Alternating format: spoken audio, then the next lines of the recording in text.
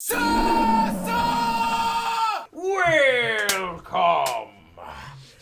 SASANs, to this week's episode of SASANs and Dragons, our homebrew house rule infested game of 5th edition, Dungeons and Dragons. I am Magnus Beasticus, your dungeon master for the evening, and joining me on this grand adventure, play the tapes, you'll find out. I'm Thunky Beerbot, and don't let my facial hair fool you. I am a female mountain dwarf druid. I come from a long line of beer brewers, hence the name Beerbot. I had a mostly normal upbringing in the mountains of northern Melibrius, and I've always had an affinity towards animals, not so much the ruling races. I have many fond childhood memories of wandering the local forests in search of new furry friends. Eventually, on the advice of my parents, I enrolled in druidic studies and began honing my spellcasting abilities. My instructor, Elder Dalbrook, was a highly logical man and taught me my most important life lesson, that even though nature is beautiful, it cannot exist without chaos. There isn't a day that goes by that I do not repeat that message to myself. I understand that not all beasts can be tamed, and sometimes I will have to battle one. I don't like to admit it, but this happens more often with my new family, Oren's Obliterate. But I will stop at nothing to ensure their safety, and I may cause some chaos in the process.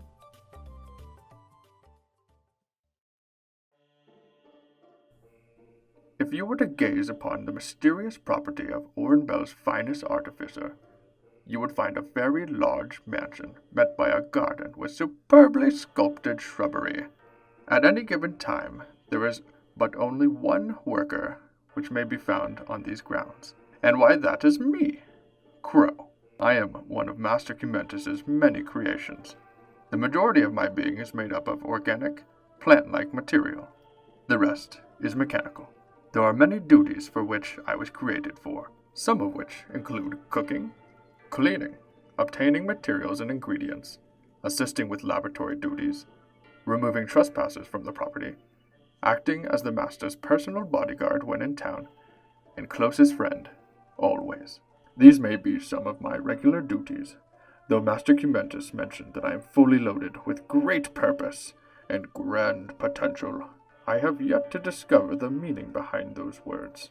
Maybe he was referencing the inaccessible areas of my internal systems, or maybe he was just trying to make me feel better about my self-realized lack of greater purpose in this world. Or maybe it is a metaphor for the many journeys he planned for us. Either way, I seek to discover the true potential of my being. Hello, I am Varkir Invictari. I am an Aasimar of the clan Invictari at Barathor's Reach. To explain more about myself, I must first explain the world we live in, full of angels and monsters that toy with mortal lives like cheap coins. I sought out to rid us of the need to constantly appease these beings of considerable power. Even if all the world is my enemy, they will thank me when the work is done, for I believe in the strength of my fellow mortal. We have turned the tides of battle with nothing but one act that has spiraled out to a glory that is yet to be rivaled in this day and age. Kalinor, my right hand, my sword and shield. Altero, my left, my bow. All the others were dear to me, just as my mother and father. The angel that speaks to me in my dreams warns me of the dangers of what I do. But I know my path is virtuous, though I cannot say the same for the company I now find myself with. They may represent the truest of dangers, or the brightest of futures. Time will tell. My name is Herchek Bane. I am from the clan the Frenzied Bear, whose home is at the northeastern part of the Shattered Peaks. Growing up, I was split between two tribes, fighting over the land we both tried to call our own. My tribe's battle mentality was of pure carnage during warring, praising an unknown entity that I personally detested. My father, Urkhelm Bane, was fourth in line to be chieftain, known in the tribe to be a fierce warrior on the battlefield, and to have saved many lives in combat over the ages. He has but one mighty secret, which is where I come in. Born from a forbidden love with a mighty warrior woman from the clan the Roaring Tempest, my tribe's rivals. My mother, Rakir Stormwill, the Roaring Tempest. She was a brutal warrior on the battlefield and a kind priestess to those in need. Her deity, Regentia, as a weapon as well as her shield, is the goddess I now follow. After years of secrecy, I could no longer hold back my rage. During a battle with a fellow clansman, I unleashed my storm-bound fury. Luckily, through the deeds of my father and the tribe, I was not sentenced to death on the spot.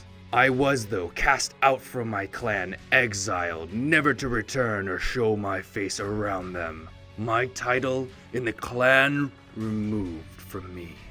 One day I will return to my homeland and take over my clan to show them that there can be peace amongst all tribes. Unity is what I seek for the Goliath race, and I will achieve that goal, even if it takes my life.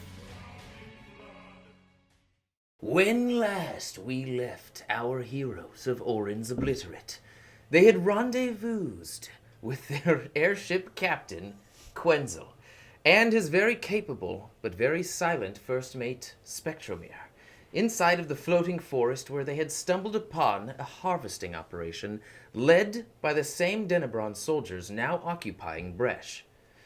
They seemed to be harvesting helium and other materials as well as trafficking creatures outside of the forest to who knows where. Oren's Obliterate had learned that Denebron was nearly wiped off the map 50 years ago from a nemesis nation commanding a fleet of airships, leading them to believe that Denebron's aim was to build an air fleet of their own. Quenzel asked for the aid of Oren's Obliterate in purging the forest of the Denebron army, as he feels that whatever they may be up to, it must be nasty on a grand scale, and he'd like to stop it. We pick up now on Quenzel's ship, the Noholis' Eye, hanging in the fog 100 feet above the ground of the floating forest, the ever-present unsettling sounds of creatures, or of the creatures of the floating forest, are never far. Sleep calls to most of you as Crow takes watch. That is where we left off. So, everybody else has retired for the night. Crow, you were saying you were in... Where are you on the ship keeping watch? I believe I said I was on the crow's nest. There is no crow's nest. He's on his nest. Because this ship is propelled by a blimp, there's no real place for the... No, like he's crow's on nest. his nest. He's laid eggs. I got it. I just Fine. chose to ignore it. Is there, I don't know, a central position that's elevated above other areas of the ship? Yeah, it's still got the sort of typical, although it's a smaller elevation, it's like 3 steps up to where the wheel is, where you control the direction of the ship. Still just slowly waving back and forth from its anchor point. Okay, then I guess I'll just, I'll position myself on the bow in front of the steering wheel is usually in the back. Yes. So I'll be on the front, just looking outboard, and hopefully able to hear anything that might be happening on the ship. Okay, go ahead and roll a perception check for the first portion of the night's watch. Careful out there. The ship is dark, full of terrors. In the Night's Watch. Spoiler. Mostly just dark here. 4. Or sorry, 2. 22. 22. Not much bothers the ship in the first few hours of nighttime.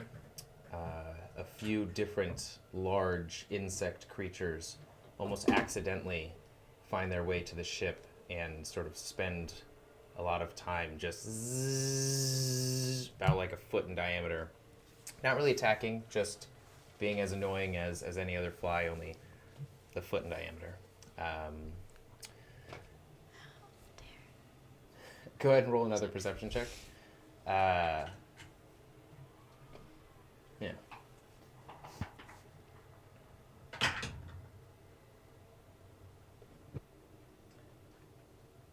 21. Okay. It's probably about 4, 5-ish in the morning at this point. And the sounds, like, periodically you will just hear very, the most foreign and unsettling sound, but it's not directed at you. Again, it's just sort of like these sounds will come in and then they'll go, and then some will hang around a little bit to try and find out what exactly this ship is, and then they'll be on their way. Again, about as 5 a.m. approaches, you start to hear it almost sounds like small rocks are being dropped into a bed of rocks, but it's light, distant at this point. And I'm guessing it sounds like it's on the surface. Yeah. Is there anybody else awake? Like on the top deck? Spectromir spent probably the first half of the night outside, and then she retired, so you're alone at this point. Who's steering? The ship isn't going anywhere. It's still anchored. Oh, okay. Yeah. Do the rocks sound like they're coming closer, or it's... Yeah, you note it, and then you try and see if there's anything else around, and it then becomes a sound that you can't quite just like leave in the background and focus on something else. It's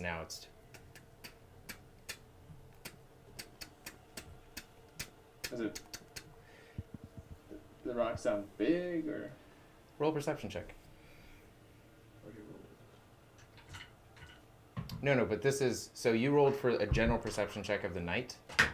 This is... Or of that period of time. This is specifically honing in on this sound. 21. You just got some weighted dice over there. Roll the same thing.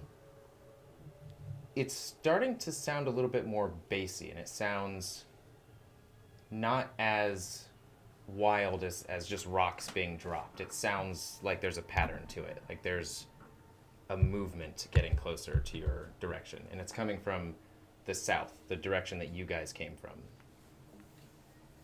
And does it sound like it's coming directly, like headed directly in our direction, or does it sound like it's just generally moving towards our direction? It sounds like it's generally moving in your direction, but it's like the more time passes, the more interested and worried you become, because it sounds like it's coming in your direction. How quickly? Generally, the sounds and the pace doesn't sound aggressive, but it is getting louder, I'm gonna start faster. heading over to Spectromir. Okay.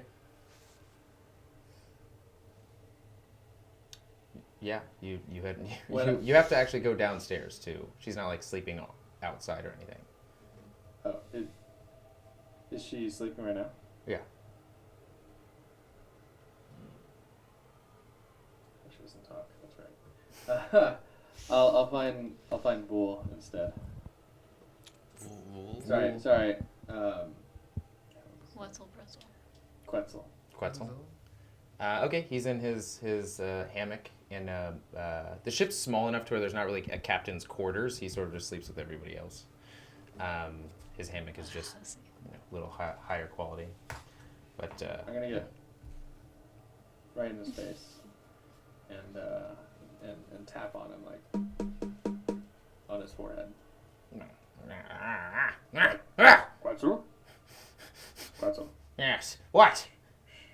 Try not to wake the others. Are we being But attacked? I don't know, but but there is a suspicious sound quickly approaching. Come check it out with me. Let's go. Right away. And he sort of like flaps out, like puts on his leather breeches, and then continues on, just sort of like flapping his wings up the stairs, like hopping on one or from one foot to the next. Can you fly? You've seen me fly. Oh no, you didn't. That was Tim. Of course I can fly, and just with one gust or with one push of his wings, sort of like holds his position a foot above the air for a second before gliding back down. Good. We may need you to check this out. I don't know about that. I'm the only captain of the ship. What if it gets me? Well, hopefully you can tell me more about this sound. Do you hear that?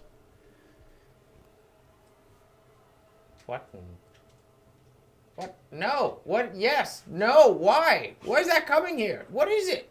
As soon as if we have a visual on this sound, I'm gonna sprint downstairs and start waking people. Just as a reaction, I'd like to. Are you staying quiet? For now, yeah. Okay. Just roll a general stealth check then for me. I'm telling if. Bless you. 15. Okay.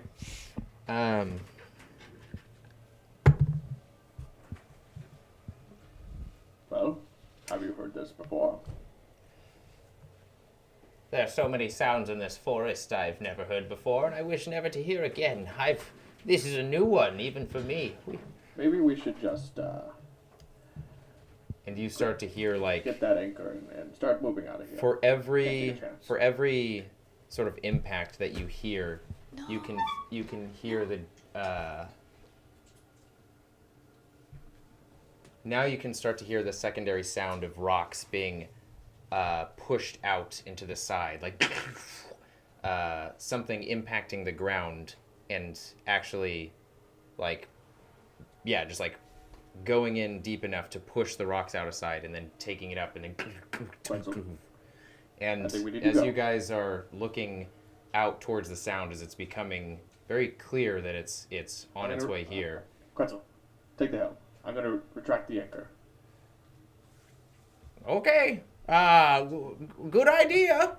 And he just grabs the anchor, and you see, with the doof doof doof doof doof doof doof doof doof, you start to see almost like the fog in front of you get darker, and you hear the sound continue to get closer, and a shadow sort of like presses itself against the fog and gets closer and closer, and then as it almost exits the distance of the fog where it's completely obscured, this huge shadow presses its face through, and you see enormous insect fly eyes, and you hear almost like the moving of wet leather against wet leather, as sort of like what curls out of the fog from underneath the two giant eyes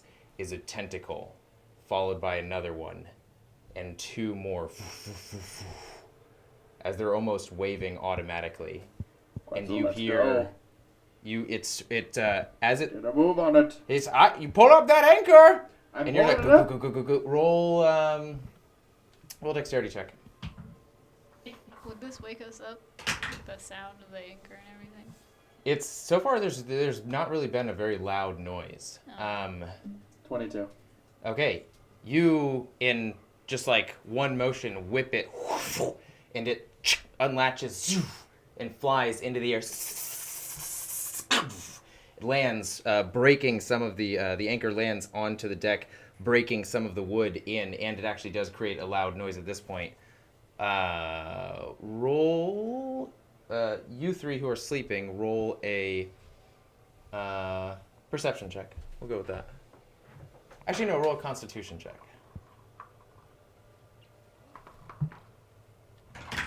11. 21.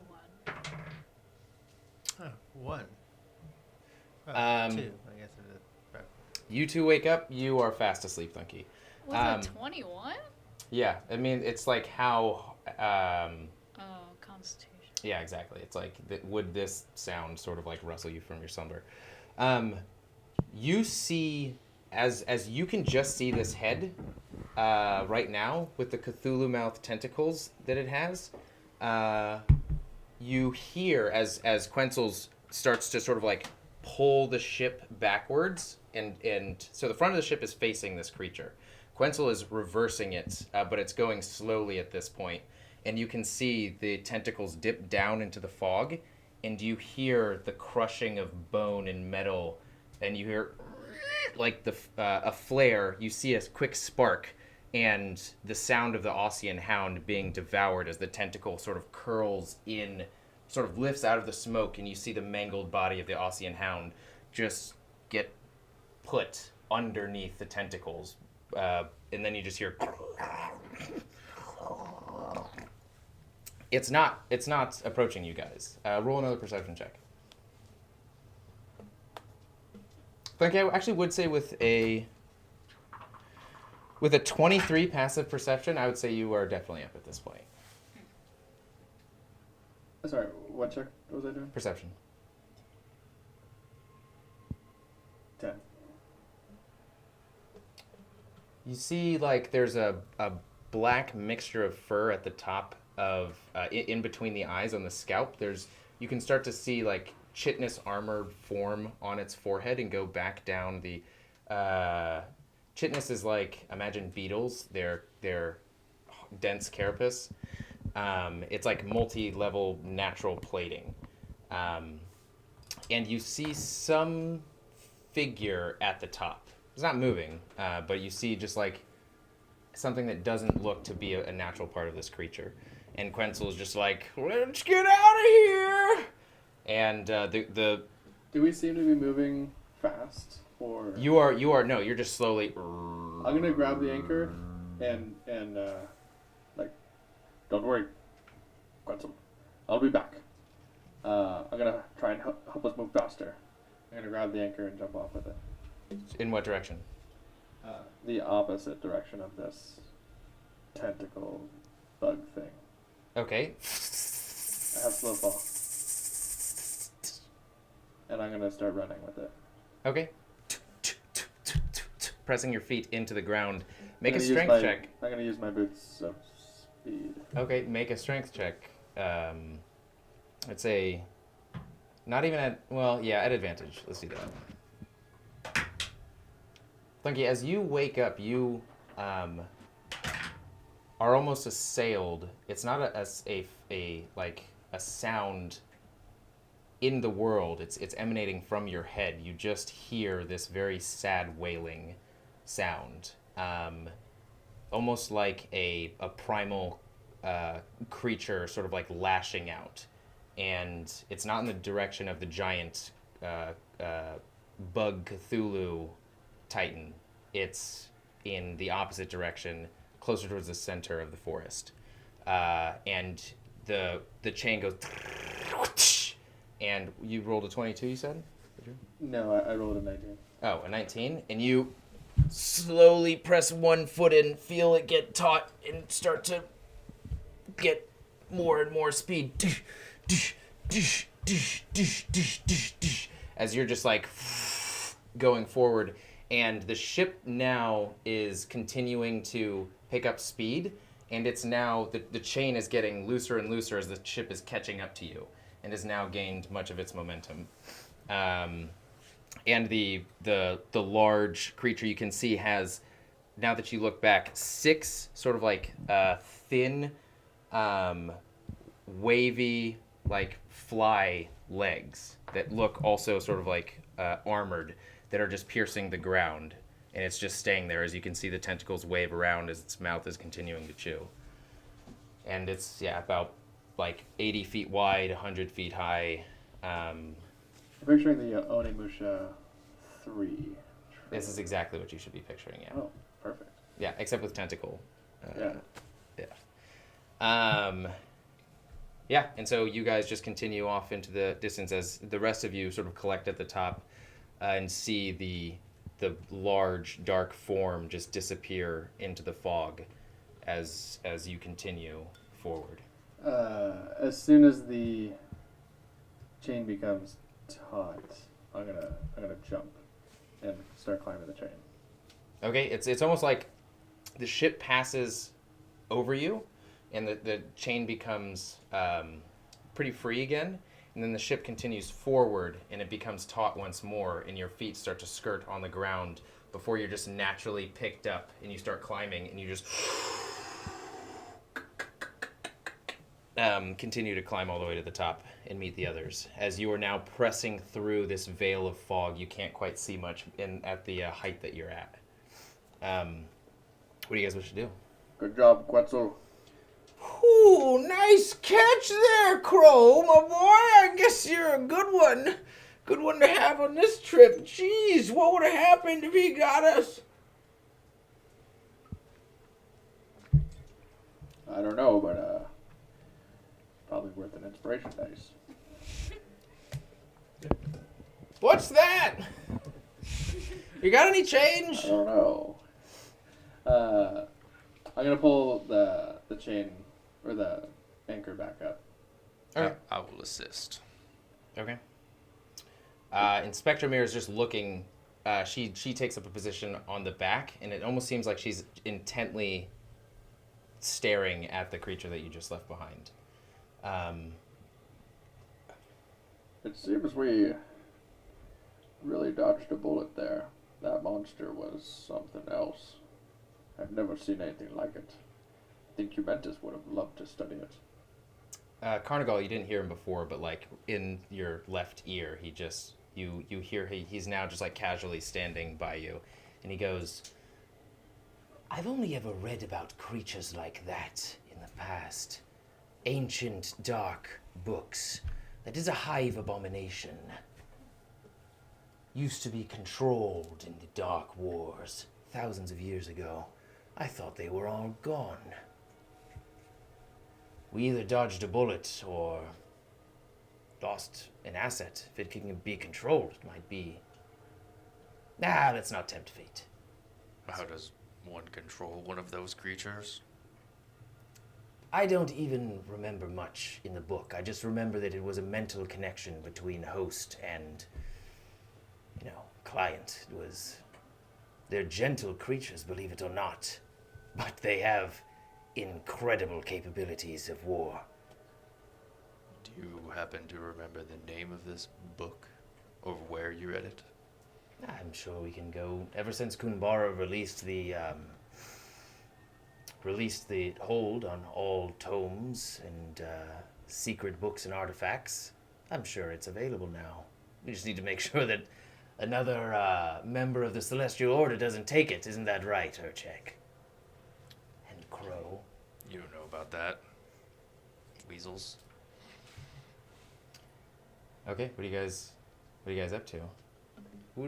Is Do we attack now? Is everybody well rested? Yeah, everybody got, hold on, let's see, 3, 4, 5, Varkir needs 7. Yeah, I would say you just got the 7-hour mark. What was the beast names again? What was it called again? Hive Abomination. And what time did you say it was? Like 4:30? It's like it's like 5 right now. Pre-dawn? Yeah. Well, And you do know that you can't tell the difference between like the times of day here. It's just like for when you were tired and when you went to bed, it's relatively 5 a.m. for you. Your internal clocks. it feels like a good time to mobilize. Where are we? Quetzal. Where are the camps? We'd have to go above to get a good lay of the land. It might expose us, so if there's any other means of arriving above the clouds to see where their guiding lights are, I would say we should go that route, though. If there is no other way, I will raise the ship gently. Is there a way we could turn into clouds? Or is that too much? too early? I wouldn't recommend turning into clouds at this point. We've already got a ship, and we can't communicate as clouds. So then it looks like we're gonna fly above the clouds in a ship. Maybe an illusion? Can you turn into something? Not big enough to hold everyone. We don't need everybody. Just one person? Just one person to scout. I think that's a pretty good plan. Flying above the clouds until we see them. They can't see us that way, and we don't have to worry about running into... We know giant beasts. Denebron doesn't have any airships, so the biggest threats we would encounter above are probably the Unagoths themselves. If But they would I have, be- if they thought about the Unagoths, they probably brought the ballistas, like they had in Bresh, or something similar. But they wouldn't be able to see us. Would an Unagoth be affected above the clouds since they don't like light? You don't know if there's light or not. There's yeah. The Unagoths are affected by light, yes, but it's you've felt it when you were inside of the light spheres. It's like mild damage, you know, they just get sunburned and like immediately, but they don't, it's not like vampire harsh. Okay. I could turn into an Unagoth and someone can ride on top and we can go scout out the camps.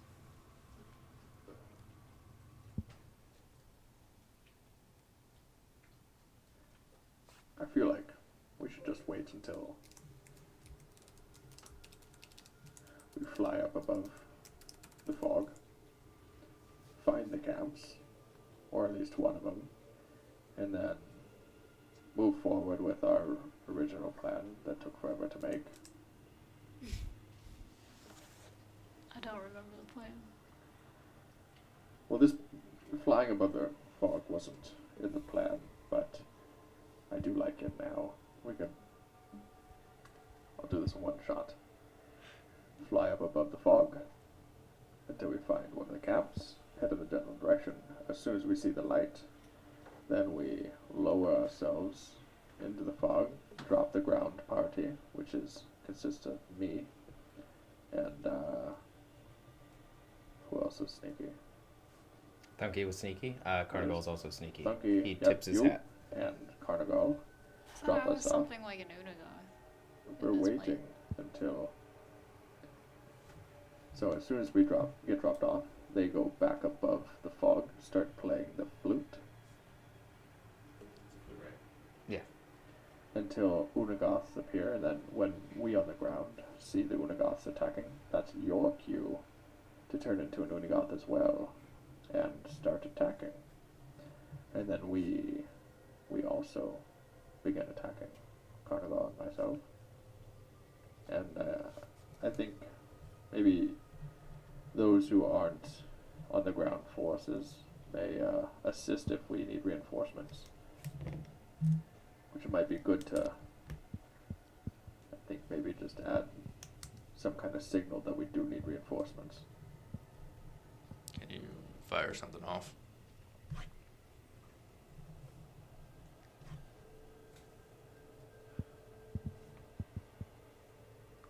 Does someone have a fireball or something?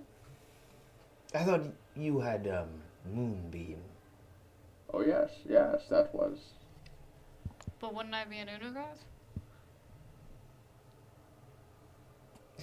I would refrain from being an Unagoth unless you find yourself in a dire situation. As soon as you turn into an Unagoth, the brood flute will, when played, control. take over your actions. I'll shoot off a moonbeam to signal everyone else to come. Alright. We didn't really suss out the plan to wrap this up, but maybe we'll just, figure that out as we go. We save one Save one. of the Denebron for questioning. Right. Hopefully someone with rank. I'll work to detain one. My goals are shut down each camp's operation and potentially interrogate whoever's leading the camp operation. We need kill everybody. more save the information as one. to why they're here, and we need to make sure that they don't achieve their goals. So I'll maybe. I say, Crow, if you could find an officer, snatch him up, Yep. and then hike him away, secure him, and then we go back in. All right. Let's fly above. If shit hits the fan, then you fly low, drop the anchor, and everybody on the ground forces will try and get on that and fly up, climb up. Spectromir just sort of like holds out her hand, and light sort of flies out and collects into the form of a ship, and then a shield sort of also forms in front of the ship and like solidifies itself, and then she closes her hand. It's sort of her way of saying that she's going to defend Quenzel and make sure that the ship is okay.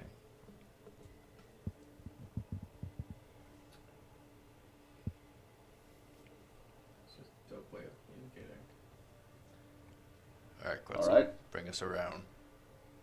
Let's do it. First camp. We're laughing. And he starts to tip the ship up in the air.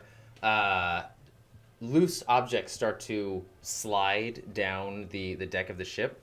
You guys have to grab onto something as it's going up at about a 45-degree angle as Quetzal is laughing. And after about a minute of going straight up into the air, no, not a minute, I'm sorry. After about 30 seconds of going straight up into the air, the fog, the ship bursts through the top of the veil of fog, finally revealing what is now a lit landscape. It's lit. It's lit. The sun is in full force. It's shining. You can see the tips of the trees, the fingers of the Belbanus trees that you've fought on previously and that produce the helium in the Belbanus sacs, percolating all across the like clouded landscape in front of you. Some trees are much higher, others are lower. You can see sort of like there are no Unagoths in the sky because it is daytime right now. Is anybody who's looking for these camps? Because the first thing you notice is that you can no longer see the lights, the guiding lights. Because it's daytime, there's nothing to. The light just blends inside of the clouds. Wait, but it's not daytime. It is daytime now. I You said it was you. like 5 hours. You. Remember, 5 relative to you. 5 relative to what you think. So, like, you did an entire days of adventuring. You were tired. You went to sleep. 7 hours passed, and it is the equivalent of like 5 in the morning for you. That's what I was trying to say. It's like relative. So it could be any time of day. Turns out it's daytime right now. So because the light of the sun is shining down on the clouded landscape, you can't actually make out the lights. So who's looking for this camp? Probably, I imagine Thunky and myself. Drop down on the anchor. Okay, either both of you roll or one of you roll at advantage. Roll at advantage. You drop down on the anchor? No, I said, well, it doesn't matter Alright, now. What do you have? Since you said we couldn't That's see the really light high. through I'll the do top of the 13. floating forest, it'd make more sense to drop down into the floating forest. Wow. Natural 20. Yeah, but Plus 13. Like total 32. for you? Yeah. I have X-ray vision that can penetrate the clouds and fog. Okay, seeing, looking down as you guys are on the ship right now, trying to quickly assess the environment around you, you notice that among the huge number of Belbanus trees that are sticking out of this fog, there's a collection of 3, only 6 miles away from you, that seem to have structures built on top of them. You see tiny dots moving back and forth that are each in some way sort of like shining and sending a reflection that is very obvious in your view, that points them out. So you know exactly where one of the camps is anyway. Based off of everything that Quenzel was saying, you can guess that this is probably the first camp. And you notice that of what made this one easiest to point out is that all of the other Belvenus trees are producing their helium sacs, are slowly filling up the sac and releasing it into the air. And you can see this almost like a blimp festival. Not a blimp. What are they called? The hot air balloon festival. You can just see like numerous sacs floating in the air, but there's one portion in the center where there are no sacs being produced, and you see these different mechanisms on the top. After you assess that and note where the first camp is, you actually see sticking out of the fog maybe like 20 miles away from you. You see what looks like it could be the outline of another ship. It looks with a 32. Quetzal. It looks gaudy and rudimentary, and foreign. It doesn't look like Lordamar. It doesn't look like Capilico. It looks gaudy and rudimentary. Like it looks like it had just been made right now. And part of it has like a feeling or has an aesthetic of the floating forest itself. It's weird. Like it's almost as though the ship had been made out of the wood of the Belvenus tree itself. Quetzal, do you have a... It looks maybe half the size of Balakin the Beautiful, which is still the second largest ship you've ever seen. And which is probably about 10 times larger than the ship you're on right now. I'm gonna ask Quetzal about that. Quetzal, do you know of any ships that could be about 10 times larger than us that look very gaudy and probably just made recently? Do you know of any civilizations that would make that? I've never seen a ship before in my entire life that looks like that. And I know these things. Do you have a telescope of some kind? Wow, yeah, I actually do. And he whips it out and he throws it in your direction. The honors is yours. I'm gonna look through it, see if I can see anything else. Okay. You can see that the blimp portion of it that's keeping it afloat is mended and held together by a collection of all of hundreds of Belvenus sacs that have been almost quilted to be this. Imagine like an orc type ship. Like if orcs were to make an airship, this is what it would look like. And there are pieces of wood that seem like they were just sort of like nailed on top of each other. You can see row upon row of cannons on the deck, and you can see what looks to be a creature that is like waving around and trying to be released. It looks like a living entity has been made into the figurehead of the ship. You can see people like running back and forth and practicing different maneuvers and everything, but the ship itself is still hanging in midair, and you can see that sort of like not rafters, almost like support bindings on the side with different crew members hanging off and like pounding away with hammers, almost as though it's not finished yet. What are you looking at, Donkey? I'm gonna tell all of you this. Does it look similar to the creature that was released in the Roll cage? a perception check, actually. Another one now that you're looking through the telescope.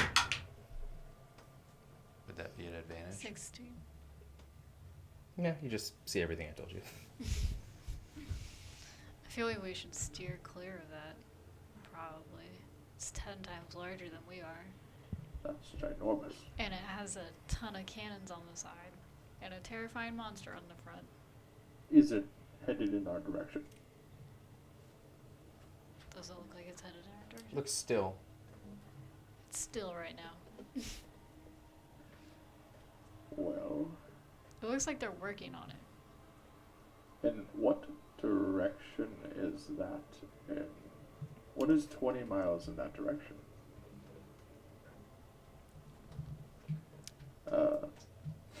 Let's We can't tell where we're at. Like if brush is this way. Oh, okay. So yeah, Bresh is behind you. I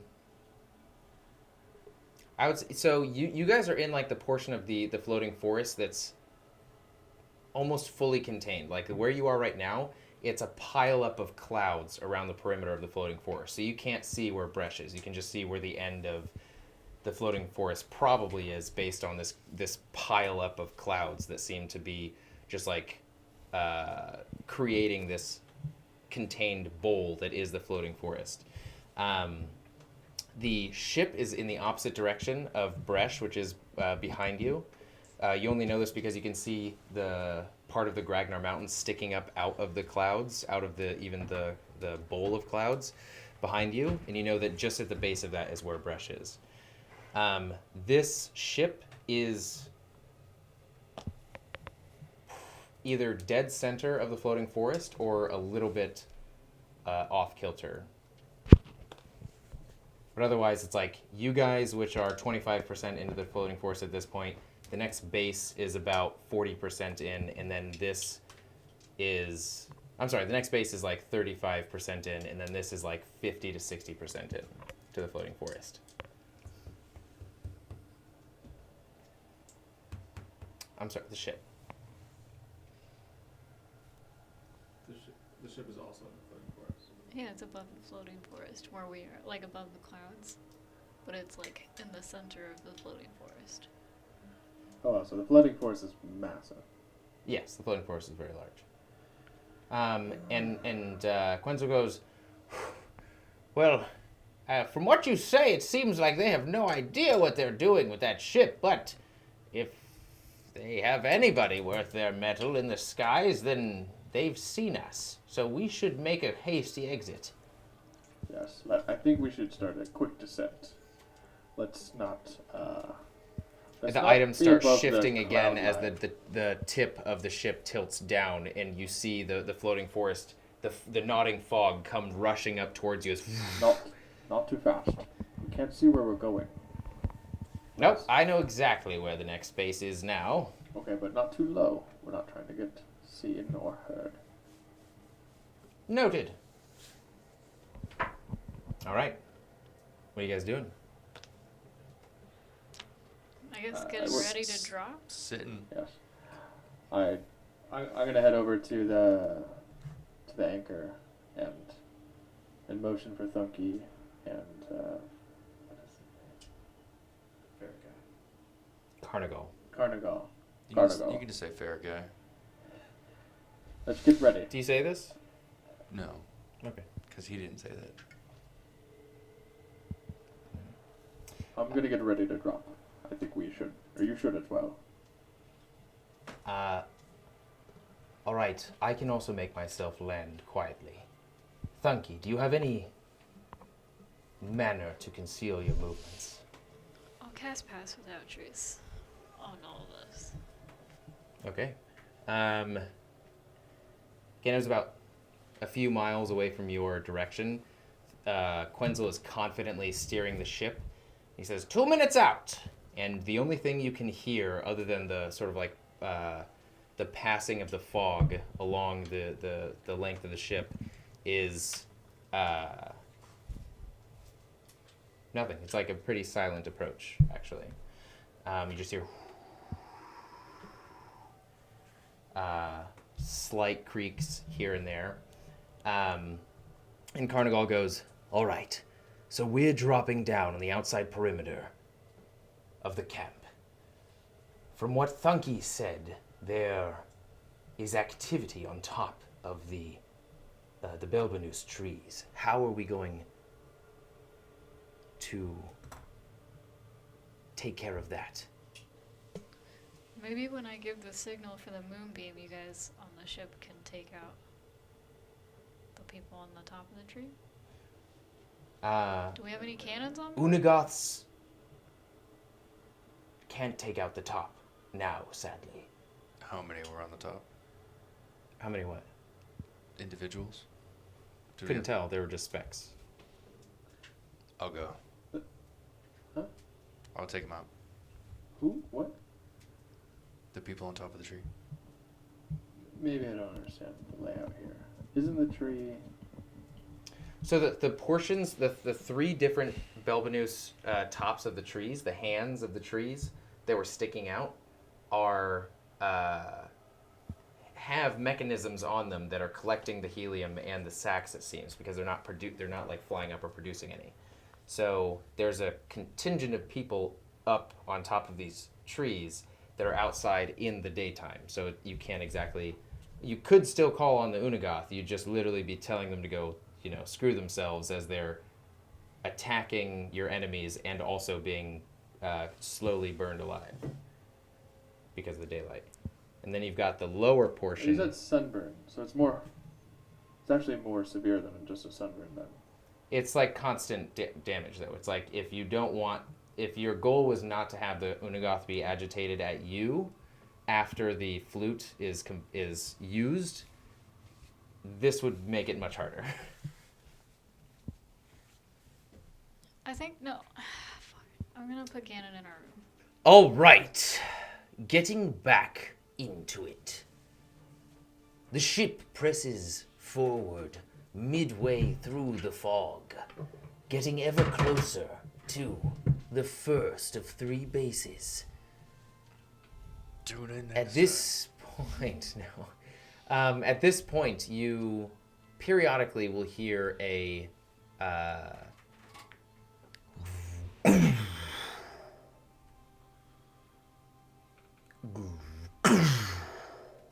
coming from deeper within the forest.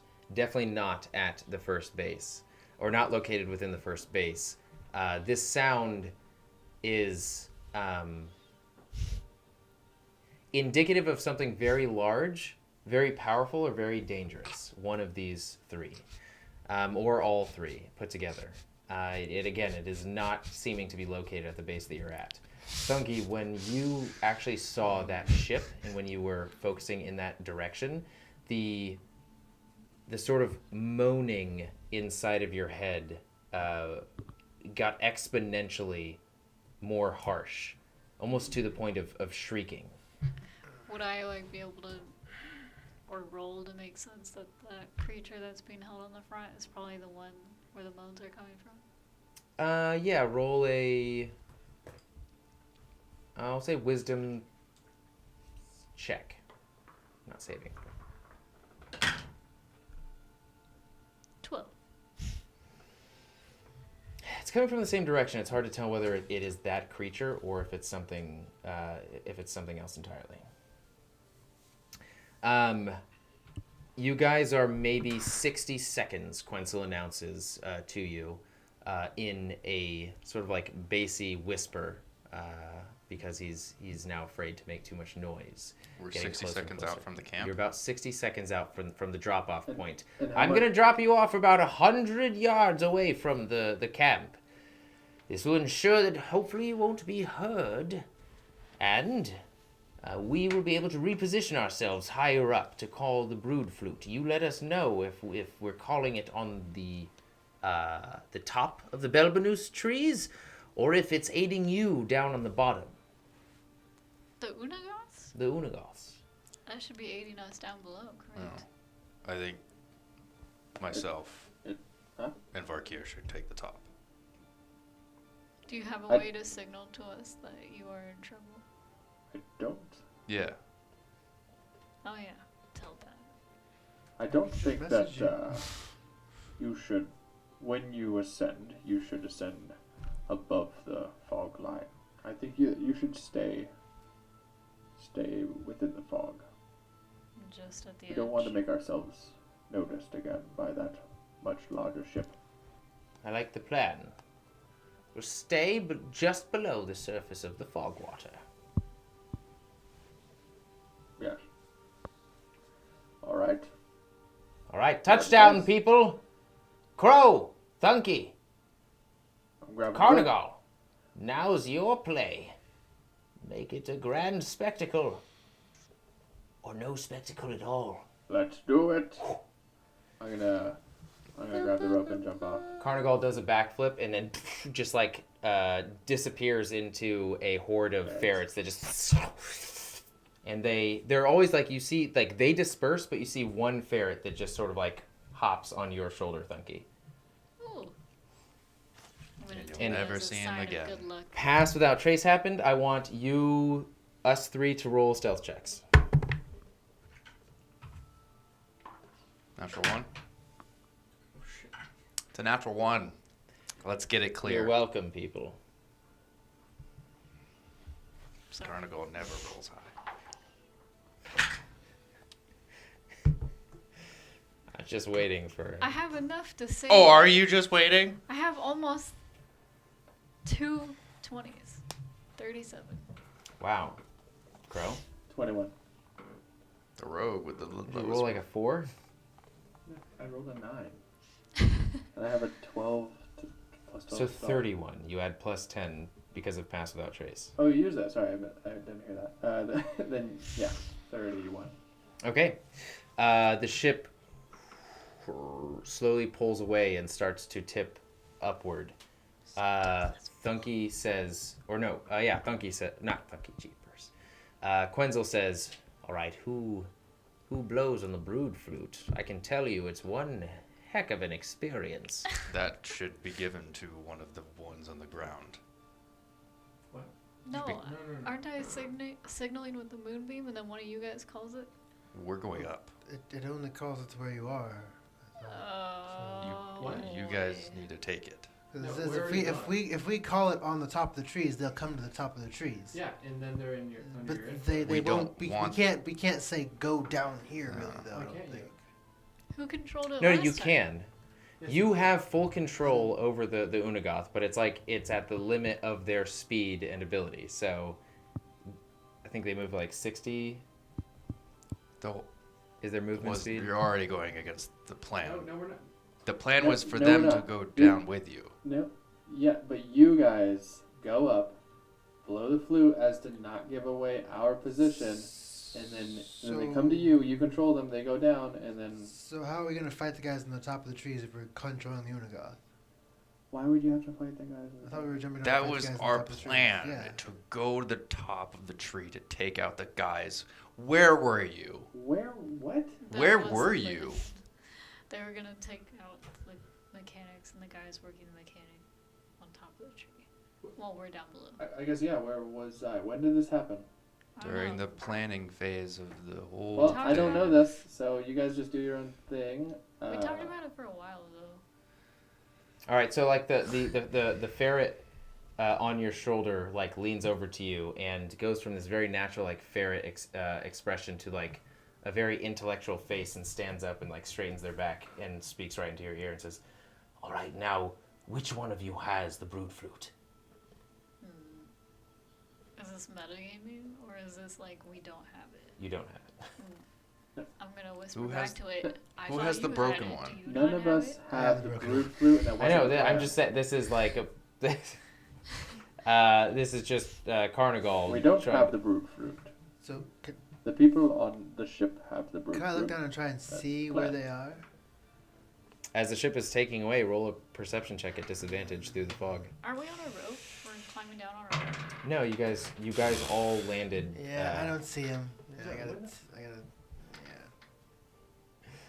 I knew that they were Yeah. going to attack the people on top of the tree, but I didn't know that we were supposed to take the flute. We weren't. Six. We weren't. That doesn't make any sense. I figured Was that that whoever That made did absolutely We can't No, fight no, over no. while we're playing it, a I flute, though. figured that You're not whoever supposed The Right. flute makes a Place. noise. It makes the whistle noise that you heard before. So it will give away a position. Yeah, but don't we have to be playing it So in order to it- control it- them? Well, we have to be playing it in order to control them, or we just Yes, blow that's it on true, it once yeah. and then they work? Yeah, but so it's not a like stealthy option. It's literally like we're fucking attacking. So how are we gonna be fighting people while playing the flute? Look, whoever's playing the flute has control over however many Unagoths happen to be in the area at the time, and that means that their turn is spent controlling Unagoth. So that is how you attack. I think an Unagoth, I'm sure an Unagoth is more effective than you. Yeah. So that is how you fight They back. would be down there fighting and we'd just be up here playing it, or would we just take half of them? You're playing the flute to control the Unagoths and to attack the camp with the Unagoths. So we're not going down at all to fight the guys on the top of the tree. you. We are. Down at Me and you. As you guys are about midway, They said we were fighting the guys on top of the tree. Spectromere, So you guys notice, pulls out a flute and starts playing it. She starts blowing inside of it, and she closes her eyes, and her face almost takes on this serene, disposition, because possibly this is the only way that she can actually make noise out of her mouth. So wow. At this point, you start to see the shadows sort of get closer to the ship, and three forms get close to the ship. You can hear the batting of their wings, and then Spectromere plays a different tune, and they dip down and just leave your sight. That's not part of the plan either. You guys hear the flute as you start to approach the base. No, it wasn't. You guys are being guided by one of the ferrets. A ferret is just hopping along, waiting for you, looking back, waiting for you to come, and then continuing to hop forward. Are you following? Yes. I'd like to send a message to I'm Spectromere. keeping low. Okay. Sending just lovely playing. You are within Spectromere's, you can just talk to her. if Oh, you well, want. then I guess I'll just talk to her. Lovely playing. I didn't know you could do that. That's quite amazing. Talents galore. She just seems to be consumed by her music. And you hear this as you're on the outskirts, and you see the barrier of fog that is collected around the light of the base from these guiding poles that emanate this light. And remember, you cannot actually see anything going on inside unless you actually press your head through. So who's doing that? Is there a way to do that slightly stealthily, within a bush? Yeah, I'd like to. Yeah, if there's anything protruding into the bubble, then I think we should aim for that.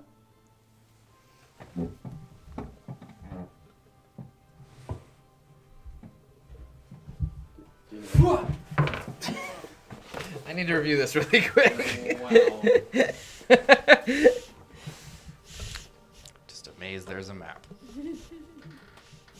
Okay, so you see of the portion of 3 trees that you were familiar with that you saw, you can tell looking in the direction of this camp that there are 3 different guiding lights in between each segment of tree. So imagine the Triforce. That's how the trees are laid out. In the middle of each space in between each tree is where these lights are emanating. So you see the outside curvature of 2 of the trees going up into and disappearing into the fog. And in between, connecting the trees together, is a guiding light per section. Does that make sense? Like this? Exactly like that, lights? except expand the boundaries of the light. These are trees and these are lights. So it's you can just see the outside curvature of the Belbanus trees, and that's the only sort of visible sign you see.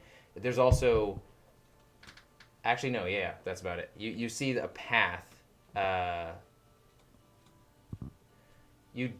sorry, I take that back. You do see leading into this base the highway that you had traveled before, that you had intercepted the previous Denebron soldiers on. So it's post, 3 trees covered, and then it disappears inside. So how do you guys want to enter? Or how do you want to spy inside? Find a bush. There are no bushes in the Belbanus forest. You've noticed that. There's the bushes that are there are the spindly like wiry, no leaf, no greenery. It's just sort of like wood branching off in various different directions. I do have a question. So for druidcraft, it says you instantly snuff out a candle, a torch, or a small campfire. Would that work on these lights? No. You know for sure, just looking at them, that they're too robust, they're too like significant in make to snuff out. It is magic creating these, not natural light. Counterspell. If you have counterspell, you can see what it does. Carnival, could you send one of your ferrets in to scout the area and then let us know where the safest avenue of approach would be? I'd prefer not to put myself in such a sensitive position. Welcome to Carnival. As the ferret sort of like scampers up your body and speaks into your ear. I'm gonna grab the ferret. No, I don't think this is very appropriate. Tough shit. I'm gonna toss him in the bubble. Turns into a bird and just flies away. Oh, wow. Did it catch any glimpse of anything? on No, its way it up? like before it actually entered the barrier, it turned into a bird and flew away. Alright, well then, can we just peek around a tree? Like, are they big? They must be big. They're massive, yeah. So can we just like peek like right around the edge and then just like stick the edge of our face in through the fog? Yeah. Yeah, we're gonna be like little hobbits on the side of Mount And Terra. you hear the pressing of boots into pebbles as the whistle is going on. People are trying to find out what that sound is inside of the camp. So people are like rushing. You hear like, do you hear that noise? What is it? I've never heard it before. Is it us? What is it? It doesn't sound natural. What noise? The The whistling sound Coming from the boat. Spectromere playing the brood flute. Follow the progression of events but here. I thought that the whole idea was for them to fly up high enough. That so didn't happen. Spectromere started playing the flute. It's okay, because it'll be like a distraction, and then we can come in from behind and attack. Okay. Well then, yeah. As soon as we get in there, gonna find the closest tree to hide behind. And Okay, go ahead and roll a. You guys are. I should have said like you are very confident. You're very stealthy. Like you're pretty like approaching this base. There's no footsteps. You step your feet into the pebbles and no sound actually emanates thanks to Thunky's Pass Without Trace. Like you're confident. Nobody knows where you Okay. are. All right. we're still gonna be stealthy. Okay. Exactly. Now go ahead and roll a perception check. As who is peeking their head through. I'll poke my head through. Both of us. So an advantage? So one head on top of the other, like in Scooby-Doo. Next to.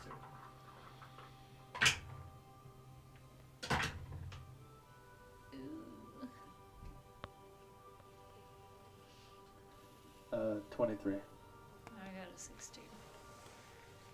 Okay. So as you press your head through, you start to the sounds become more clarified. The visuals obviously become clarified as you start to hear machinery, like the constant hum, the constant churning of. You follow the sound, and you can see at the inside perimeter of the collection of these trees, there is a constant up and down, almost like a circulating elevator, where one portion is bringing down the nuts and the folded pieces of Belbanus sack in bins, and you start to see like not copper-clad individuals, but more so will look to be like slaves, grabbing the material and bringing it over to a central location and loading it onto carts that are being held by Ossian hounds, or being pulled by Ossian hounds. The Ossian hounds are just staying still for right now. You can see a perimeter check of guards constantly walking, a bit more active now, trying to understand where the sound is coming from. And you now hear also the flapping of wings and the cries of the Unagoths circling the perimeter, as well as the whistle. Who's flew? Oh, did you These are the trees. I would actually say, don't quite see this, but you can see you guys pulled in over here. You see that there is almost this like check-in tent right here. It looks to be filled with supplies. Somebody's is currently peeking their head inside and fiddling with something. You can see the copper-clad. You guys again are right here. You see the outline, you see the Ossian hounds being held right here. Peeking around, you can see the different slaves moving and bringing the carts to the center and piling them here, as one slave is just piling all of the supplies. Should probably speak right here. Piling the supplies into the carriages that you currently see, and these are the elevators. This looks to be like the barracks, like the housing units with a light on it. One of the guiding lights is right on top of this tent. A guiding light is in the center of the road here, and you can just tell that there's a guiding light on the other side of the tree where you guys are. Let me get my bow. Can you guys put your characters where they're supposed to be? Can't put mine. We'll just use these for Ossian hounds. They're centaurs, but Ossian hounds are not centaurs. Notice this right here. Are this centaurs? Different campaign?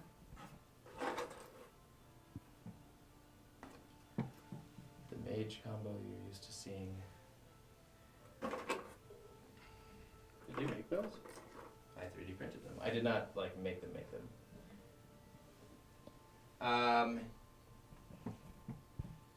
And yeah, outside of that, you can't see anybody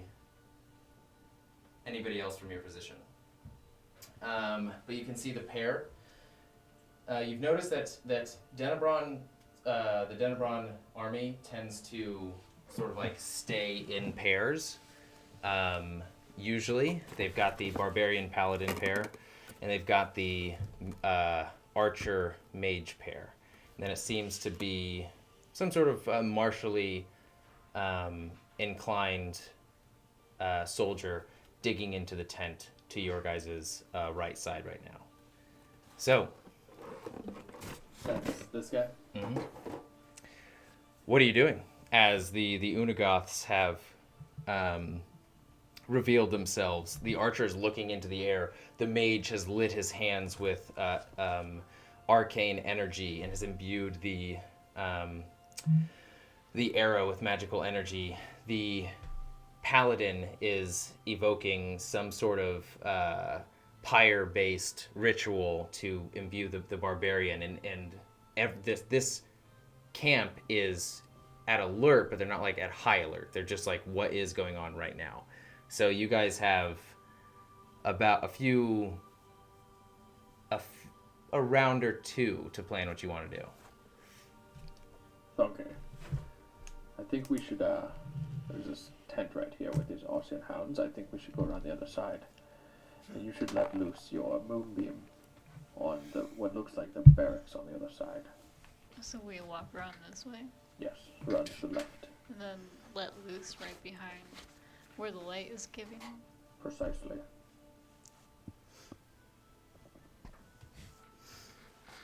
And then what? What are we signaling, since they've already called the Unagoths? Well, maybe we're identifying where the enemy are at, and the Unagoths can focus their fire on that pair over there. Can we see any Unagoths right now? Like, did we see any coming You can out? see the shadows sort of like lining the outside of the light and just like getting closer and then farther. You can see a wing dip in and get singed pretty quickly. Maybe. Do we see anybody like that looks like they're in charge? Roll a perception check.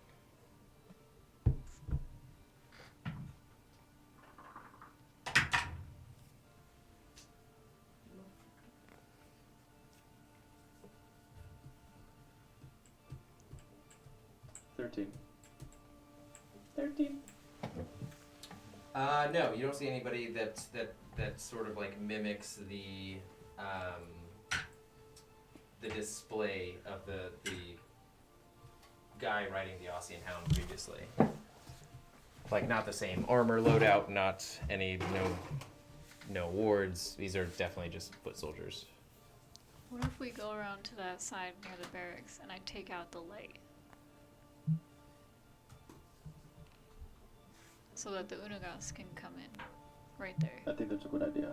And I'll try and take out the light that's emanating between the trees closest to us. Perfect. Okay, so then Sunky's gonna start moving over to the barracks side. And I'll start following. These are the barracks. Yeah, but So we'd we're like to gonna go around the start moving over perimeter. here. Okay. Oh, let me. Jeez, how did I forget? We need a slightly more. And then a song. Robust. A slightly more song. That'd be great. Action cam. You got an 8 megapixel camera there, 12 Let me set that megapixel. What your camera at? What your camera like, huh? We're good. What your camera like? Yeah. Oh, you got a 6 megapixel camera. Use it. That's good. That's good. Use a scrub. There you go. Okay, so entrance into the base. This is the central location where all of the helium sacks and helium generally are being collected and distributed onto these carts.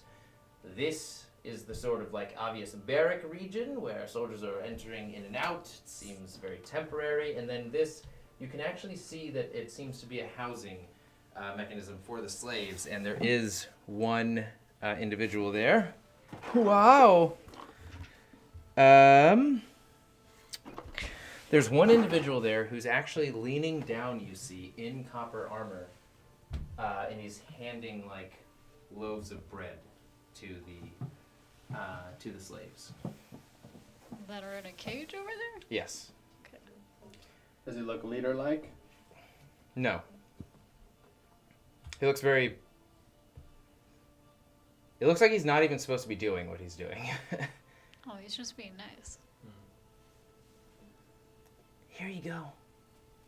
I know we don't feed you much. I'm sorry. I wish we could do more.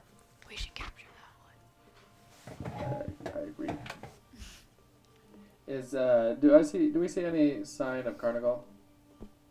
Yeah, you've each got a ferret on you. Okay. If you want to look for... Ready when you are. If you want to look for like signs of him inside of the base, I would roll a perception check, but yeah. Wait, Carnival? Yeah. Like if you want to try and spot where another ferret is. Yeah, that's okay. Okay. Alright, Ducky.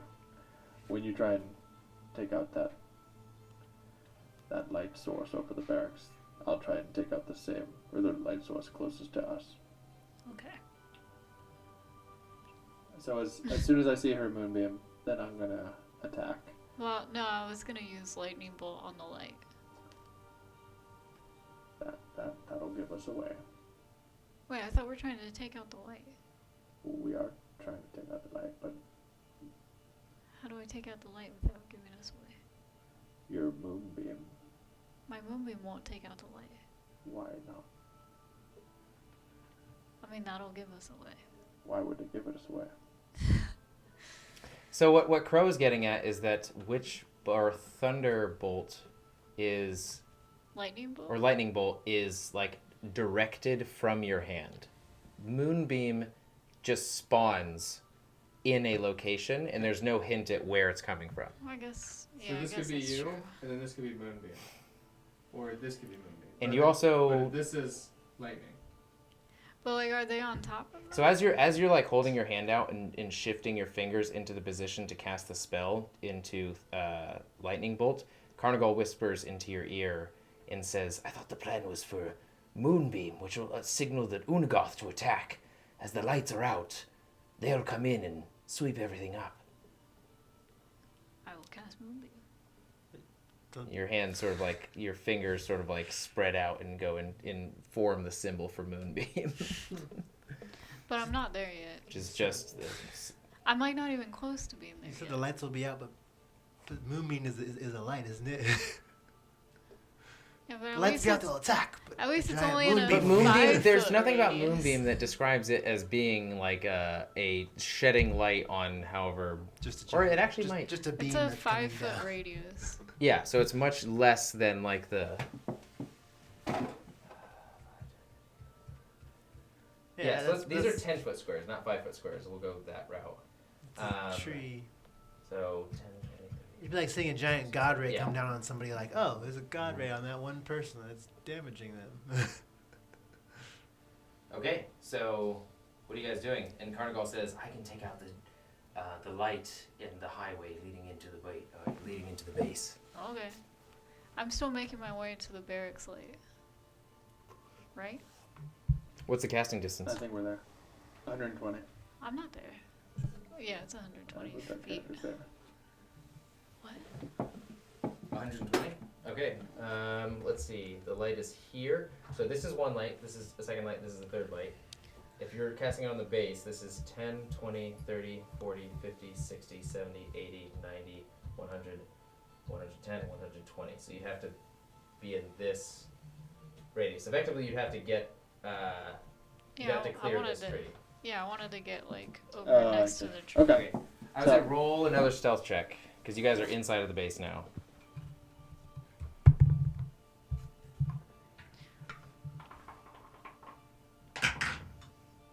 Natural 20. Sorry. Grow. Yeah, it's gonna be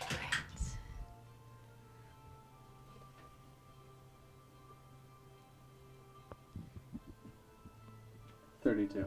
Oh wait, 36. Okay, one of the passing Unagoths screeches into the air, 46. and the heads of most of the guards turn and look in its direction. At that time, Funky, you take the opportunity to. Oh, that's Do you convenient. want Cartwheels the over the slaves. slaves to know that you're there? That you. No. Okay, I was completely good. Where do you want to go, Crow? I'm essentially gonna stay where I'm at. How long is my current? Doesn't say. Oh, 20. I'll sneak to this corner over here. Yeah. Okay, also using various different noises in time to like gain ground and relocate. Okay, you guys are all in position. You look at the other light and you can see that there's actually a ferret on top of the light that leads into the camp. As he winks. Okay. I'm gonna cast Moonbeam And when I see that, onto the light. I'm gonna shoot a dart. Okay, go for it. You throwing a dart at the guy through the cage? What? No. I'm shooting a dart at the light. Roll to attack. Thunky. It doesn't. It's a It doesn't roll. Constitution, yeah. It doesn't even roll a Constitution. Just roll damage. Actually,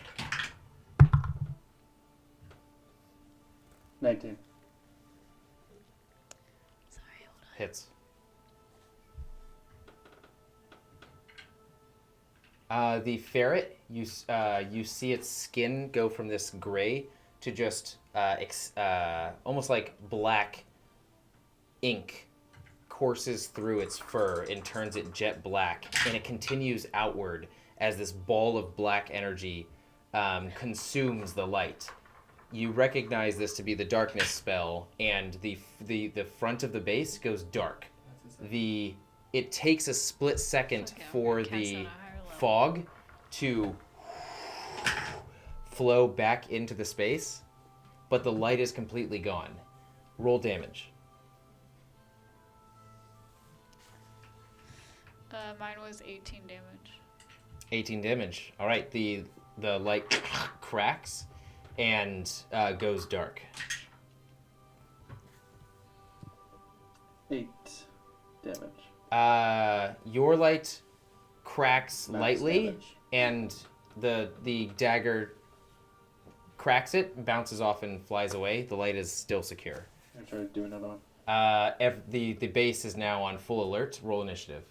As the 2 lights have gone out, darkness consumes the area, and immediately, Thunky, after your light goes out, you hear, "What's going on?" And the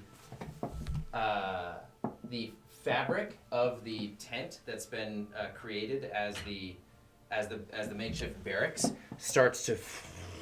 You see this light start to glow inside of it, and the top catches on fire as this head, this almost like lava elemental head, presses through the top and grows large, similar to Spider-Man far away from home, as this fire elemental with a human face and copper pauldrons grows from the tent and sets the whole thing on fire, revealing the chests and the beds, the bedding and everything underneath, as those are still being pressed and destroyed and turned into cinders, as like this entire thing has just been destroyed, and there is this menacing elemental just like looking around, trying to find what's caused this. It seems a bit too intellectual to be just a mindless creature. And it's just on fire.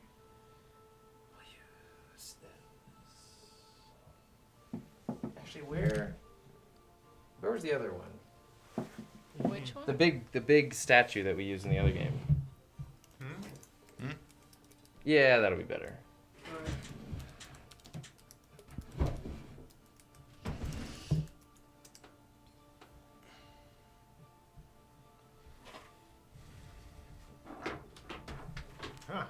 You think you to attack me? Hellboy.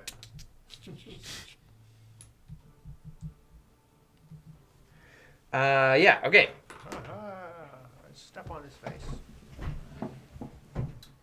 So, not dark. This radius is still filled with light. Everything else went dark around you, Crow, and you can only see the vague outline of this fire creature, which sends the wood skin on the back of your neck crawling. This also is veiled in a just the darkness spell. So that is the front region of the base is completely veiled in darkness as the fog rolls in again. You guys roll initiative as well. If you want to do anything. Music change. I just turned this song on. Just kidding. Yeah, own it. It's combat music.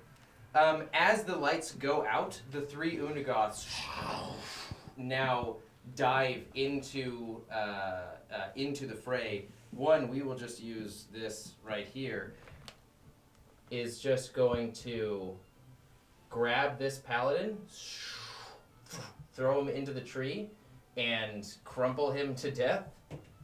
He's out. Well, that's good. And then continues flying along. The other Unagoth is going to come down and press through the clouds and try and battering ram the flame, or the flame creature.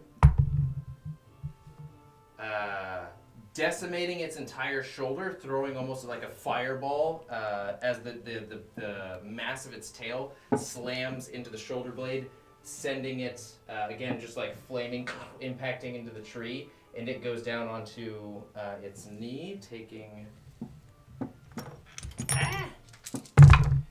wow, all 5s and 4s. Quite a bit of damage. And the other Unagoth is going to come, and it's just going to drag its tail along all of these boxes and destroy it and disappear back into the fog. What'd you get for initiative? 13. I want to say it was a 14, Here's roll again. but I don't remember.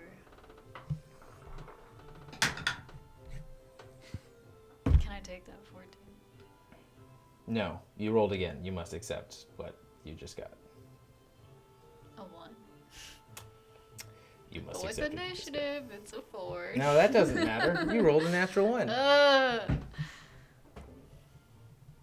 Rolling my dice. What'd you roll again? Sorry. Crow? 13. Where's that? I rolled? You re-rolled that dice. So when I look back at it, No. I don't know what it No, was. I did not. I rolled this dice. It's okay. Something happened to that dice. Oh, you mean it was like... It was on the right number. And then it's fine. Okay. I didn't pay attention.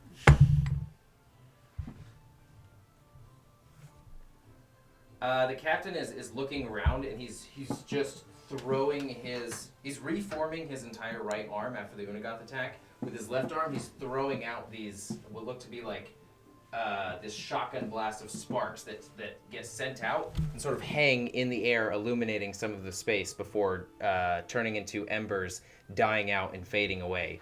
Doesn't see anything. Does it again. Scatters across the tree in this portion as well, and sort of scrutinizes the direction that you're in, Thunky, but can't quite pinpoint where you are. Next is the soldiers. They are looking around. Let's do this. The soldiers, or the bowman is just going to shoot a random arrow out, one of the light arrows to try and illuminate the area. Just flies far off into the distance. Everybody gets closer together now, especially the barbarian, as his paladin comrade has been fully dispatched. This guy turns around. This guy is going to roll a perception check.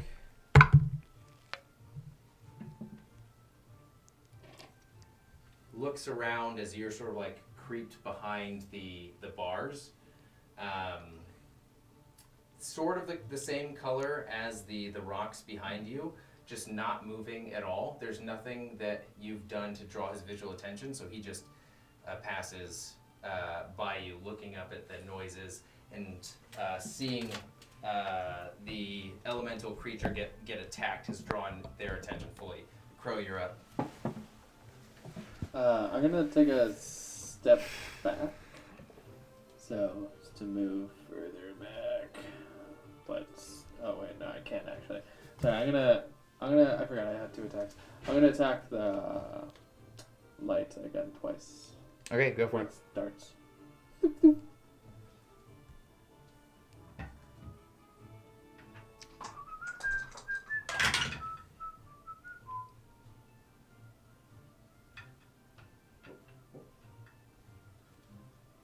Uh, 13 and 14.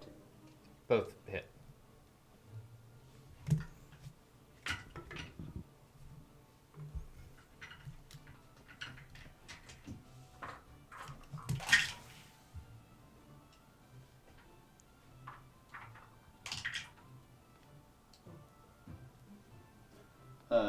Max damage both.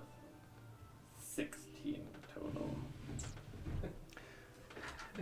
Okay, the first one shatters it. The second one just finishes the job and just is sent off into the darkness, punctuating the effect that you just caused. And I'm going to then run around to this side.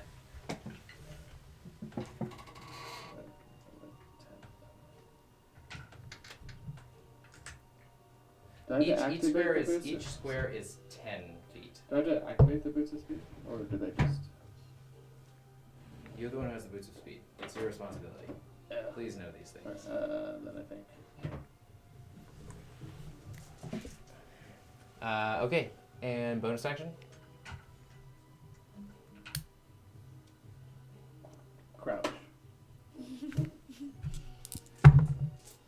Alright, Thunky, you're up. Even with the 1.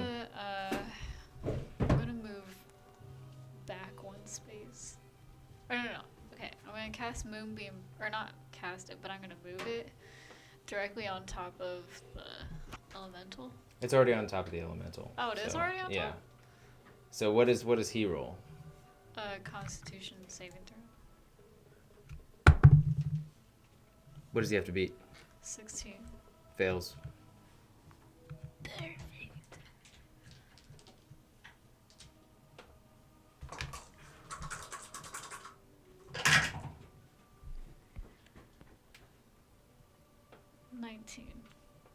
Points of damage.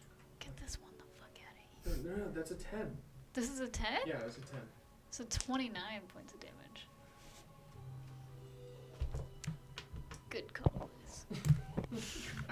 It says 0. Okay, your moonbeam, as its right arm is trying to heal, it actually like corrode or Caresses. it hardens the molten outside, and so his arm is just permanently malformed and unusable in his current state, as he's screaming and bellowing into the air. The Unagoths, or you have. I'm gonna move back in space. All right. Yeah, there you 10 feet. The Unagoths are going to attack again.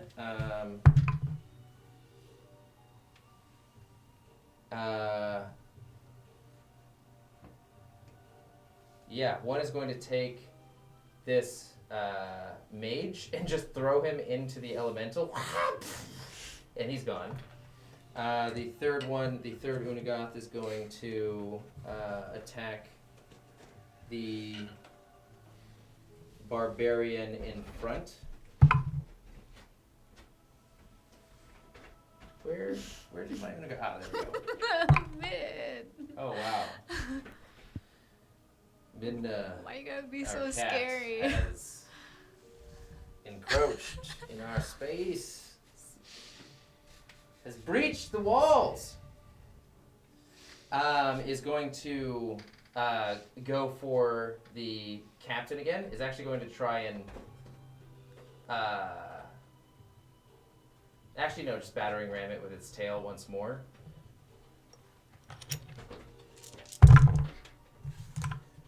Sending sparks flying again. Its form is like now visibly withered and smaller as the Unagoth careens out. And then the third Unagoth is going to destroy these carts. As the entire midsection is, you can't really see, you can just see these giant forms zipping in and out of very vague view. And you hear the cracking of wood and bones, and you can see the sparks of fire get thrown across the base, and the three Unagoths disappear off behind the veil of fog once again. The captain is going to go up, or at least the elemental. Oopsies. And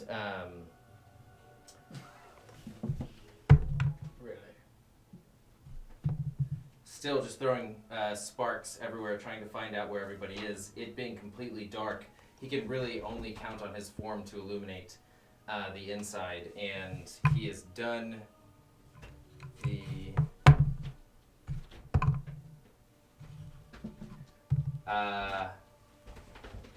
this archer runs down and hides inside the tent. Simba! This barbarian, just, you can hear Crow. You can't see it. You can just see like the vague outline of like the dull red-orange glow emanating from far off in the camp through the fog. And you can hear this barbarian cry. Attack on it. And as you're crouched down behind the bars, you're looking around, just trying to make sure that nobody sees you, and you look through the bars at where the guard was feeding giving bread out to the slaves, and he's looking at you directly in the eyes, afraid. As his hand is absent-mindedly now holding out bread to the slaves inside of the cage. His eyes are just locked on you in this disbelief, "What's going on? Please don't kill me," are all you can see just written on his face. It's not your guy right turn, Kill him. but now it's your turn. Kill him. I'm gonna run up on him. Okay. Shank. Yeah. I got the distance.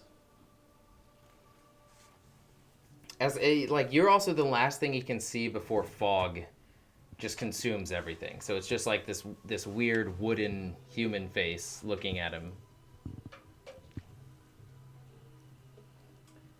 I'm gonna give him a good old stunning strike.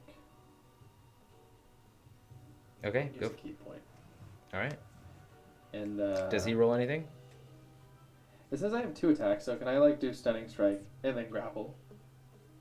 Yeah, sure. Sweet. No, he's got to roll Constitution saving throw. Gotta be a Oh, I'm 15. sorry. When it's 2 attacks, it has to be attacks, unless grapple is considered an attack. Is it? It's an action. I think grapple is an action. I don't think it's an attack. It's like if you decide to punch, you have to punch. If you decide to grapple, then you can grapple, and then you can punch him after you grapple. So you'd have to grapple first and then punch. Okay. Well then I'm gonna do an unarmed strike to the face, and then I'm gonna do a stunning strike. Okay, go for it.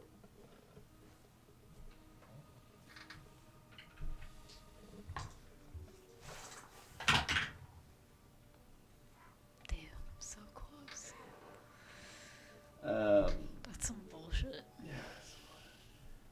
So the unarmed strike was a 1. He just goes, "Ah!" as you approach him, and he gets back down lands on his ass as he falls backwards and starts pressing his hands against the rocks and pushing himself backwards. Just misses your scythe attack. Sorry, I don't actually roll for that. I know I did that. He's got to roll against Constitution. Constitution saving throw. Got to be a 14. Fails. Great. Then he's stunned. You don't have to roll to attack, and then it. No, it says I spend a key point to make the target stunned until the end of your turn. If it fails a Constitution saving throw. Is that on a hit? Doesn't It's have. a, Yeah, it it's a doesn't have. stunning to be attack. It's a stunning attack, isn't it? It says it just rolls a Constitution saving throw. So wait, so I have to. You have to hit them, then. Because if you're It attacking them, doesn't you say have that, to hit. You have to hit them, and then that's what a stunning attack is. It just replaces your regular damage with stunning. Then 13. Does that hit?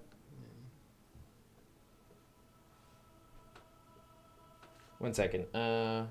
When you hit another creature with a melee attack, 13 just hits. But I thought you rolled a natural 1. That was for the unarmed strike. So that is your strike then. No, I said I have 2 attacks. Okay, One was yeah. an unarmed Then strike. your second one hits. The other one was, I guess, just another unarmed strike, but as a stunning strike. You lurch forward to try and attack him, and he sort of falls down, stunned already in fear. And your first attack swipes over, just to make sure he doesn't move frantically to miss again. You jump down, remove the scythe, and just hit his solar plexus with your fist, sending the air, all of it leaving his lungs, and he needs to take a few seconds to just gain his bearings. So as a bonus action, I can do 2 more unarmed strikes. So I'm gonna do that. Okay. Dunky, you're up next. Do the same thing. Both are 25. All right, both hit.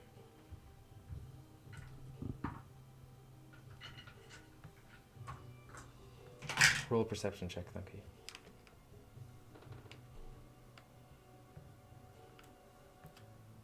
$13 total. Points of damage? Yeah.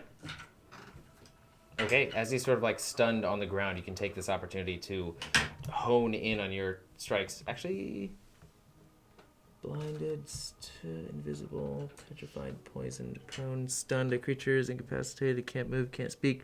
Creature automatically fails strength. Attack rolls against it have advantage. You have advantage if you want to try for natural 20s because you stunned it.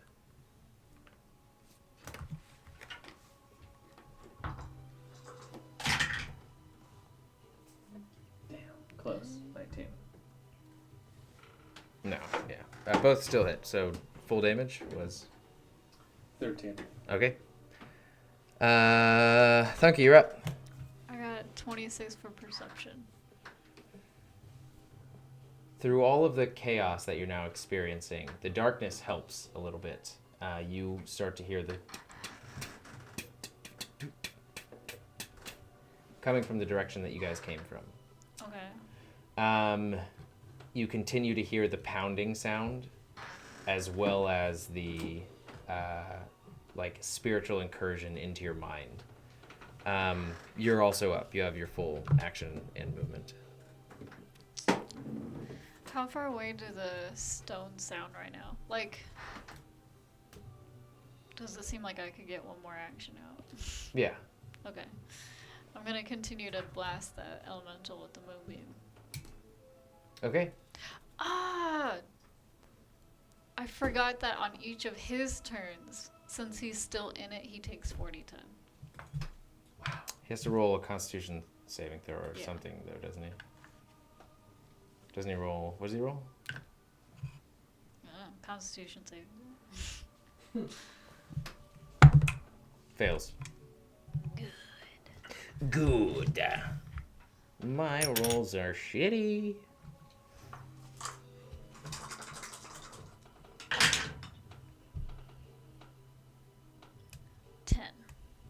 Wait. No, yeah, it's a 1. 10 points of damage. Okay. Is that for his turn, or is that for my turn? It's for his turn. Yeah. So then roll again. For a Constitution. Makes it. Succeeds.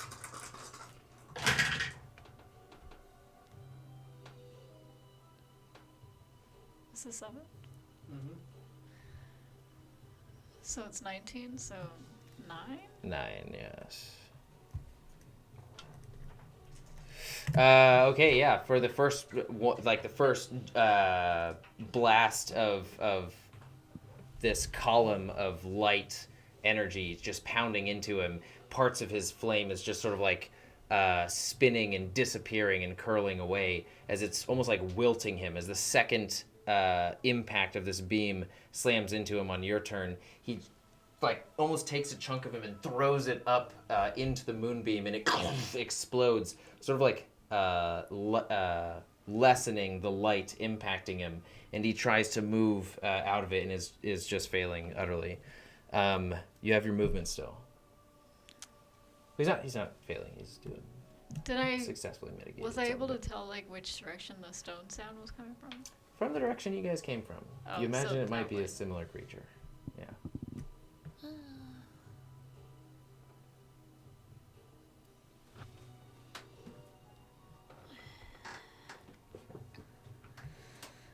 I guess I'll move 2 spaces in that direction.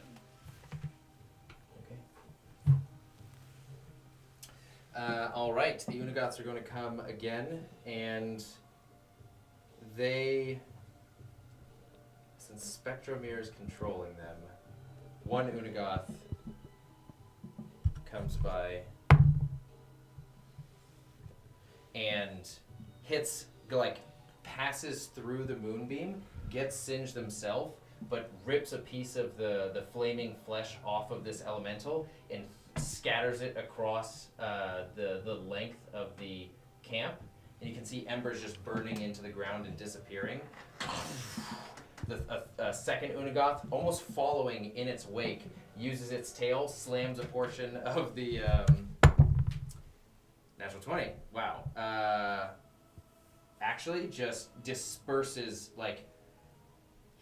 the mass of its tail slams into the back of the elemental, all of the flames separate from the form of the human, the copper-clad human who is comprising this elemental. The flames jump off and scatter as this copper-clad human is hit smack dab on the tail and thrown, piling through these boxes and just laying unconscious in the cinder of boxes. The third Unagoth, he's gone. We'll put him right here, and the third Unagoth, following in the second Unagoth's wake, is just going to grab this barbarian. The barbarian is just attacking its legs as it flies around the tree and disappears off into the darkness. And Thunky, you still hear this.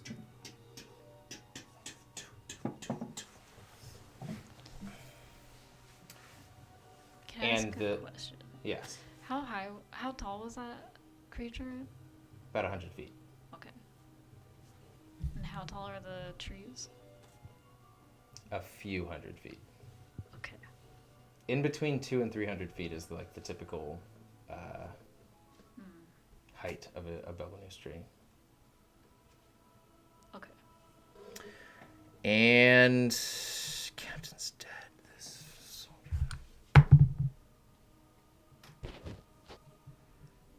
The soldier looks into your eyes and just says, please do whatever you want to these bastards in this camp, but they've done nothing wrong. And he gestures to the caged captives who are all collected, hugging each other in one corner, looking at you with fear in their eyes. And also some are like excited. The younger ones are more elated to see you and have more hope that this is a good sign rather than everybody's ultimate death.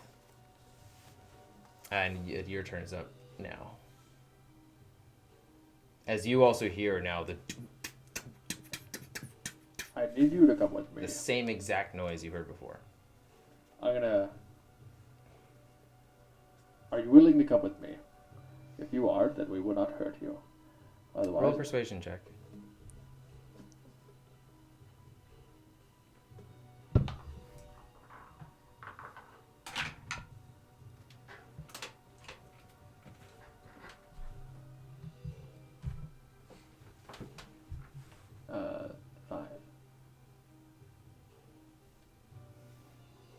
I don't know what's going on, man, but I don't trust anybody right now.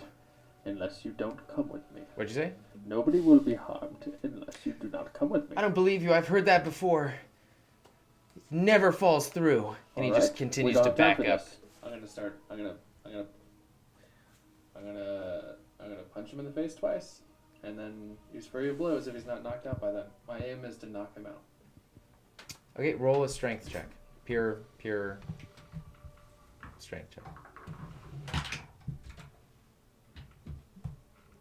6. You punch him in his nose.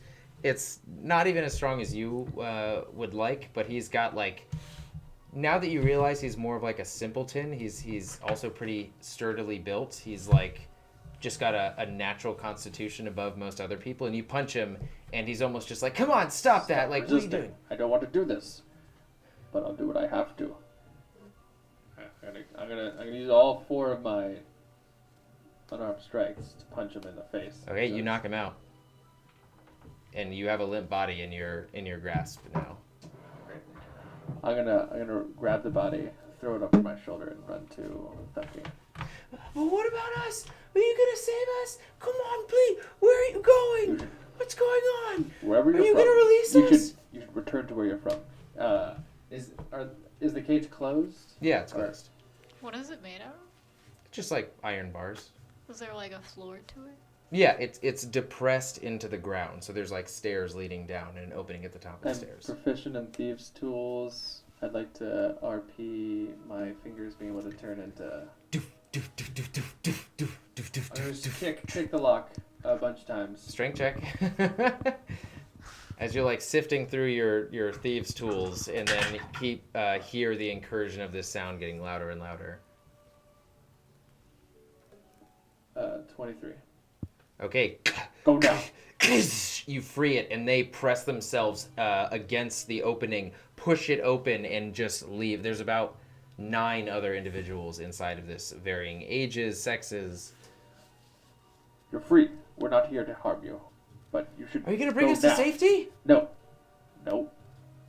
They all like look at each other quizzically and like, what are we supposed to do? What do you know where we are? Where are you from? We don't have time for that. We're from Follow me. If you can't make it, then you will be left behind. I'm gonna grab the body and run over to Fungi. Okay. You guys hear the pressing of many feet into the gravel. How Trying far to out? follow you. How far out is the roll perception check? No, how far out is the? Yeah, I know. Roll perception check. Just making sure you're tracking the right thing. 8. It's definitely within a minute. It could be a few seconds. It could be a full minute. Nobody knows. Gotta go. Especially you. Okay. It's time to go. I'm down. We've done our damage here. Let's go. Maybe you can grab the captain. We need to head out now. Should we get in the elevator? And you hear this as one of the trees shifts. The only way you can tell is because there are lights at the top. When we get to Max and Herchek and Varkir, this may change, but you see this sort of like the only illuminated portion, hundreds of feet in the air, shift. Only one section as a tree rocks back and forth, and you can see the dark shadow of the bug eyes press inside of your perception through the fog, and one of the many of the tentacles start wrapping around the tree and breaking it and cracking it, and just like snaps it in half and tosses it to the side as it continues to press forward. You guys notice this as well. In whatever situation you might be in, the hive abomination has now entered into your danger close vicinity. And that is where we will pick up next time on SASAns and Dragons, where we will see what Herchek and Varkir, Spectromir and Quenzel got up to in the time during Crow, Carnagal, and Thunky's, I would say, pretty successful stealthing into the floor, the bottom level base. All right. As always, SASAns until fate next brings us together. And never stop playing them role-playing games. 夜明け生まれ来るものよ決して見失わないで You are you 少女よ今こそ振りほどき立ち上がれ